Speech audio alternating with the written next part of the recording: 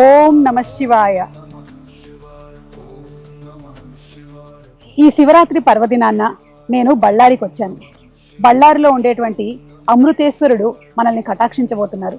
రండి నాతో పాటు ఆ శివుడిని, అదే అమృతేశ్వరుడిని దర్శించుకుందాము.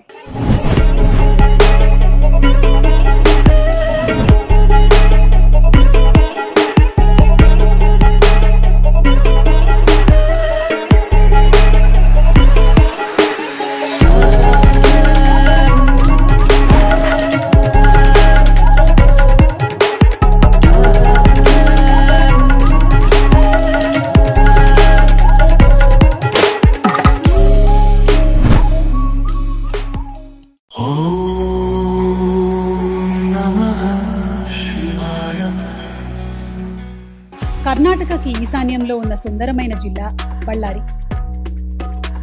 స్టీల్ సిటీ ఆఫ్ కర్ణాటకగా పిలువబడే బళ్ళారి హైదరాబాద్ నుండి కర్నూలు మీదుగా సుమారు 360 కిలోమీటర్ల దూరంలో ఉంది. హంపి ఇక్కడికి కేవలం 65 కిలోమీటర్లు మాత్రమే. బళ్ళారిలోని కల్లూరుకు 9 కిలోమీటర్ల దూరంలో దాదాపు 2 ఎకరాల్లో శ్రీ అమృతేశ్వర ఆలయం నిర్మించారు.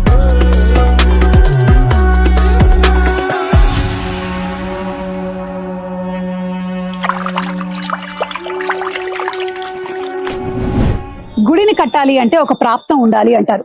అలాంటి అరుదైన అదృష్టాన్ని దక్కించుకున్నారు లెజెండ్, ఈగ, అందాల రాక్షసి లాంటి సూపర్ హిట్ సినిమాల్ని మనకు అందించినటువంటి నిర్మాత సాయి కొర్రపాటి గారు. సాయి కొర్రపాటి గారు చాలా కోట్ల డబ్బుల్ని వెచ్చించి ఒక అద్భుతమైన గుడిని బళ్ళారిలో అమృతేశ్వరాలయంగా నిర్మించారు. మరి ఇంత పెద్ద గుడిని ఆయన ఎప్పుడు కట్టారా అని ఆశ్చర్యం వేస్తుంది మనకి.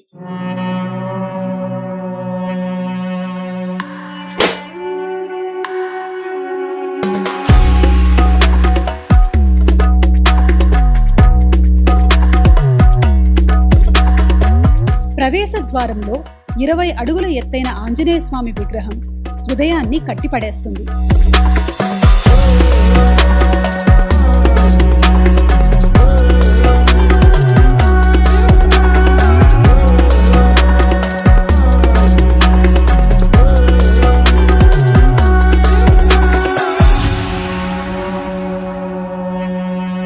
శైవం వైష్ణవం రెండూ కనిపిస్తూ భక్తి సౌందర్యం ప్రతిబింబించేలాగా సాయి కొర్రపాటి గారు ఈ ఆలయ నిర్మాణానికి ఎంతగా కృషి చేశారో మనకి కనిపిస్తోంది.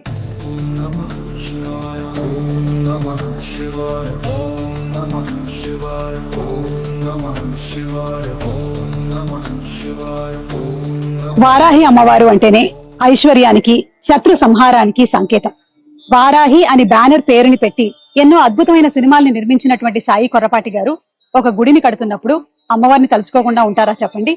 రండి వారాహి అమ్మవారిని సందర్శించుకుందాం.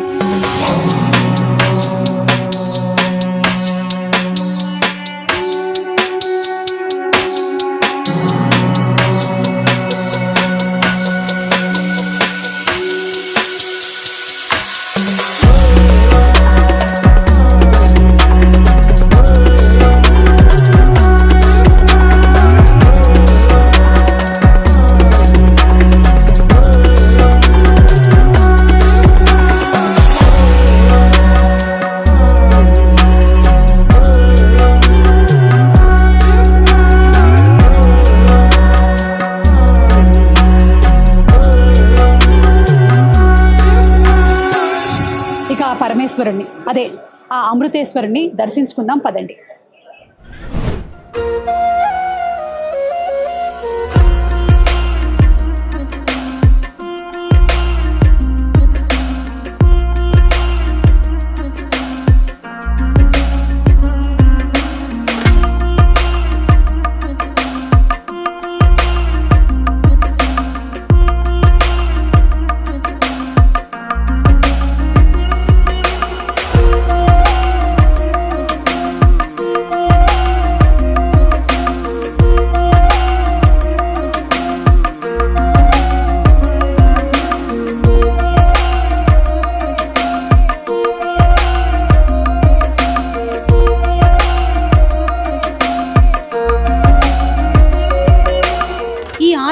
శివుని రూపంగా ఉన్న స్ఫటికలింగం హిమాలయాల నుండి తెప్పించబడింది. దీని పవిత్రత అపారంగా భావించబడుతోంది. వినాయకుడు, నరసింహస్వామితో పాటు కాశీ క్షేత్రంలో దర్శనమిచ్చే అన్నపూర్ణ అమ్మవారు వేరే క్షేత్రాల్లో చాలా అరుదుగా మనకి కనిపిస్తూ ఉంటారు. కానీ ఈ అమృతేశ్వర ఆలయంలో దర్శనమిచ్చారు. ప్రముఖ దర్శకులు ఎస్ఎస్ రాజమౌళి గారికి సాయి కొర్రపాటి గారు ఎంతో సన్నిహితులు కాబట్టే స్వయంగా రాజమౌళి, రమా రాజమౌళి దంపతులు ఈ ఆలయ నిర్మాణానికి ఎంతో మద్దతునిచ్చారు.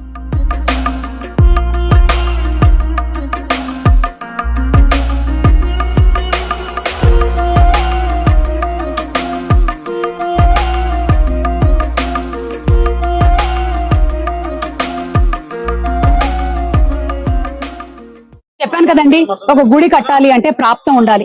అలాంటి అరుదైనటువంటి అదృష్టం, అలాగే మనకి ఒక అరుదైనటువంటి అదృష్టాన్ని కల్పించినటువంటి మహా సంకల్పంతో ఈ అమృతేశ్వరాలయాన్ని నిర్మించిన సాయి కొర్రపాటి గారు ఉన్నారు మనతో పాటు. వారితో మాట్లాడదాం. సాయి గారు నమస్కారం అండి. ముందుగా మీకు శుభాకాంక్షలు, మహాశివరాత్రి శుభాకాంక్షలు. అలాగే ఇంత అద్భుతమైనటువంటి గుడిని కట్టినందుకు అభినందనలు తెలియజెప్తున్నామండి. ఈ గుడికి సంకల్పం ఎలా కలిగింది మీకు? ఫస్ట్ మీకు శివరాత్రి శుభాకాంక్షలు. థ్యాంక్ యూ అండి, థ్యాంక్ యూ. కరోనా టైంలో నానక్రామంలో ఉన్న చిన్న హైదరాబాద్ నానక్రామంలో ఉన్న చిన్న శివాలయంకి అభిషేకం కోసం వెళ్ళామండి అండి. సో ముందుగా అభిషేకంకి వెళ్ళటం ప్రాసెస్ లో ఒక రోజు ఎందుకో చిన్న మనం కూడా గుడి కడతాం, ఎవరో కట్టిన గుడికి మనం వచ్చి అభిషేకం చేస్తామని చిన్న సంకల్పం స్టార్ట్ అయిందండి. స్టార్ట్ అయ్యి పక్కన ఉన్న వెంకటేశ్వర స్వామి గుడి మా రిలేషన్స్ వాళ్ళు కట్టించిన గుడి అండి. సో వాళ్ళని అడిగాను, కొంచెం వెనక శివాలయం చిన్నది కట్టండి, నేను దానికి స్పాన్సర్ చేస్తానని. వారు అన్నారు, వైష్ణవాలయం కదా, శివాలయం కడితే ఎలా ఉంటుందో తెలియదు, వెంకటేశ్వర స్వామిది ఒక 1 ఎకర్ ల్యాండ్ ఉంది, దీంట్లో కొని మీరు కట్టమన్నారు. సో అలా స్టార్ట్ అయింది. గ్రేట్ అండి, గ్రేట్. సో మొత్తానికి బళ్ళారికి ఎవరైనా వచ్చినట్టయితే ఇప్పటి నుంచి తప్పకుండా దర్శించుకొని వెళ్లాల్సినటువంటి ఆలయం అమృతేశ్వర ఆలయం. అండ్ మరొకసారి సాయి కొర్రపాటి గారు, మీరు ఎన్నో సినిమాల్ని నిర్మించారు, ఎన్నో బ్లాక్ బస్టర్ హిట్లని చేశారు, కానీ ఇదొకటి మాత్రం చరిత్రలో ఎప్పటికీ నిలిచిపోయేలాగా ఒక గుడిని మాకు అందించినందుకు ధన్యవాదాలండి. శివుడు అందించాడు. కోనేరులో కృష్ణ పరమాత్ముడు చూడండి ఎంత అందంగా ఉన్నారో.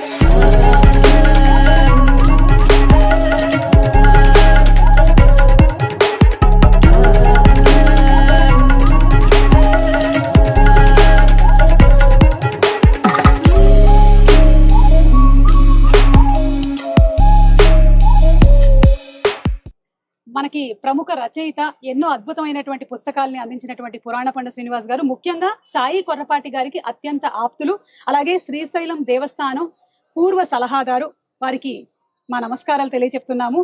సార్, మిమ్మల్ని ఒక విషయం అడగాలనుకుంటున్నాం సూటిగా. ప్రారంభోత్సవ వేడుకల్లో మీడియాలో ఒక పిక్చర్ బాగా హల్చల్ చేసింది. కొర్రపాటి సాయి గారు, రాజమౌళి గారు ఇద్దరు గోపురాలు పట్టుకున్నటువంటి పిక్చర్. అలాగే మీ పిక్చర్ కూడా ఉంది కింద. అలాగే మ్యాటర్ లో కూడా ఏం రాశారు అంటే, సాయి కొర్రపాటి గారికి సినిమాల పరంగా రాజమౌళి గారు ఉన్నారు, భక్తి పరంగానేమో పురాణ పండ శ్రీనివాస్ గారు ఉన్నారు అని. ఇదంతా ఆటకథ శివ, మనది ఏమీ లేదు తల్లి. కాబట్టి ఈ గుడి కట్టడంలో శివుడి యొక్క అనుగ్రహం పూర్తిగా సాయి గారి మీద ఉంది. శ్రీ అమృతేశ్వర ఆలయం అని పెట్టారు దీని పేరు. శ్రీ అమృతేశ్వర ఆలయం అనేది యుగాలు నడిచినా, తరాలు గడిచినా, యుగాల కల్పకాలైనా నిలిచే పేరమ్మ. కాబట్టి ఆలయంలోకి వచ్చినప్పటి నుంచి ఒక శాంతియుత సౌఖ్యప్రద జీవనానికి మేలుబాటలు పరిచేంత అందంగా నాకు ఈ ఆలయ ప్రాంగణం కానీ, ఇక్కడ సేవ చేసే వ్యక్తులు కానీ, ముఖ్యంగా సాయి గారి యొక్క ఉడిదుడుకులు ఎన్నున్నప్పటికీ ఆయన పేరు చిరస్థాయిగా నిలిచేలాగా మాత్రం వాళ్ళ తల్లిదండ్రుల పుణ్యం అనండి, వాళ్ళ పెద్ద తరాల ప్రోత్సాహం అనండి, సాయి గారికి ఒక ప్రాణ చైతన్య శక్తులు ఆ ఎంటైర్ టీం నుంచి. ఎందుకంటే ఈ రోజు మేము ఇక్కడికి వచ్చాము అంటే అది కేవలం మా పురాణ పండ శ్రీనివాస్ గారి పిలుపు మేరకే మేము ఇక్కడికి రావడం జరిగింది. అలాగే సాయి కొర్రపాటి గారు ఇంత అద్భుతమైనటువంటి సంకల్పంతో గుడి కట్టారని తెలుసుకొని చూడాలి అని మనసు ఉవ్విళ్ళూరింది కాబట్టి ఇక్కడికి వచ్చాము. మరొకసారి మీకు, సాయి కొర్రపాటి గారికి ధన్యవాదాలు తెలియజెప్తూ ఉన్నాము. Thank you so much. ఈ అమృతేశ్వర ఆలయానికి ఉండే మరో విశేషం ఏంటంటే, అరుదైన కృష్ణశిలా రాయితో నిర్మించబడింది. మీరు ఎన్ని సంవత్సరాల నుంచి శిల్పాలు చెక్కుతున్నారు? 40 సంవత్సరాల నుంచి. మరి ఇప్పుడు ఈ గుడిలో మీరు చెక్కినటువంటి శిల్పాలకి ప్రాధాన్యత ఏమిటంటారు? మన ఇదంతా మొత్తం ఏకశిల, కృష్ణశిల అని ఏకశిలతో ప్రకాశం జిల్లా మాటూరు నుంచి తెప్పించాం అనమాట. అంతా ఒకే స్టోన్ మొత్తం కంప్లీట్ గా అంతా ఎక్కడనే గానీ వేరే స్టోన్ వాడకుండా అంతా కృష్ణశిలపై వాడినాం అనమాట. ఓకే. విగ్రహాలకు మాత్రం సెపరేట్ గా మళ్ళీ కృష్ణశిల అని ఉంటుంది, దానికి అవి సెపరేట్ గా ఇప్పుడు అక్కడ ఆంజనేయ స్వామి విగ్రహం చూసాం కదా, అవునవును. అది ఏకశిలా విగ్రహం. ఏకశిల విగ్రహం. ఓకే.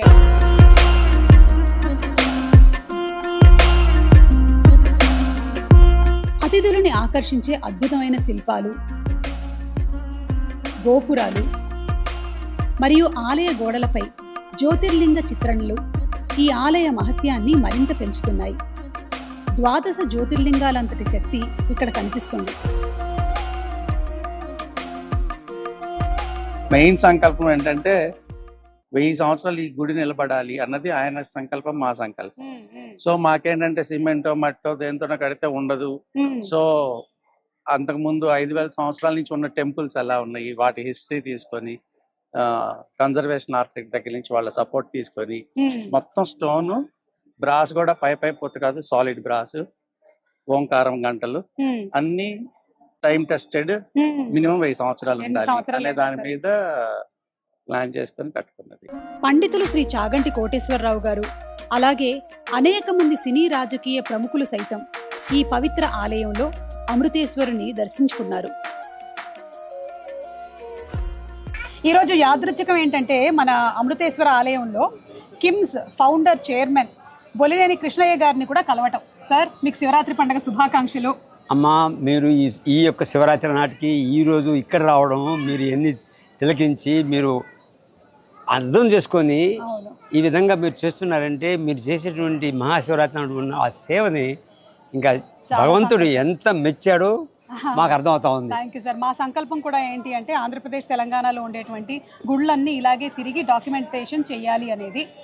ఇలాంటి పెద్దవాళ్ళందరి ఆశీస్సులు ఉండాలని నేను మనస్ఫూర్తిగా చాలా మంచి పని అమ్మా. ఎందుకంటే సనాతన ధర్మం అనేది మనం ఎప్పుడు మర్చిపోకూడదు. కొరపాటి సాయి గారు చాలా కష్టపడి, చాలా శ్రమతో కూడింది, భక్తితో కూడింది అనేది ఎవరికనంటే మన ఆశ్రమానికి అప్పచెప్పడం అనేది కట్టాను, చేశాను. ఆయన ఒక ఆశ్రమానికి అప్పచెప్పాలి అనుకోవడం అనేది మహోన్నతమైన పని. అది అన్నిటికంటే మహోన్నత పని. ముఖ్యంగా మీకు చెప్పాలనుకున్న విషయం ఏంటంటే ఈరోజు సాయి కొరపాటి గారు బళ్ళారిలో ఇలాంటి ఒక గుడి కట్టారంటే మీలాంటి దాతలు ఎంతో సహాయం చేయబట్టి వారికి చేదోడు వాదోడుగా ఉంటూ మేము ఉన్నాము, మేము ఒక చెయ్యేస్తాము అని చెప్పారు కాబట్టి జరిగిందండి. అందుకు మీకు శతకోటి వందనాలండి. ఈ మహాశివరాత్రి పర్వదినాన్న ప్రత్యేకమైనటువంటి పూజల్ని నిర్వహించడానికి శ్రీ ఆది శంకరాచార్య శారదా లక్ష్మీ నరసింహ పీఠం నుంచి పరమ పూజ్య శ్రీమద్ జగద్గురు శంకరాచార్య శ్రీ శ్రీ స్వయం ప్రకాశ సచ్చిదానంద సరస్వతి మహాస్వామీజీ వారు విచ్చేశారు.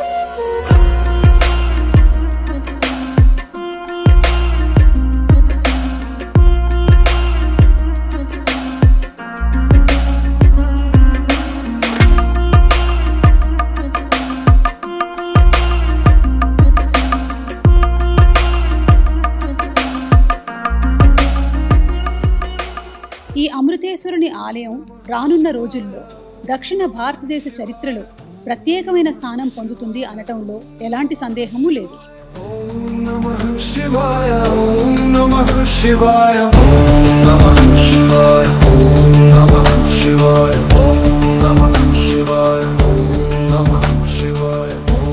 సాయంత్రం సమయంలో ఆలయ కాంతులు దేవాలయ శోభను మరింత మెరుగుపరుస్తున్నాయి.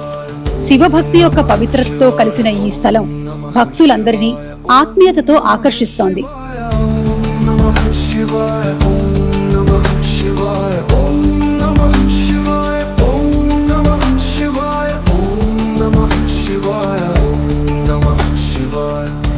చూశారు కదా, ఈసారి బళ్ళారి వచ్చి ఈ శివరాత్రికి ఆ అమృతేశ్వర దేవాలయాన్ని సందర్శించుకున్నాము.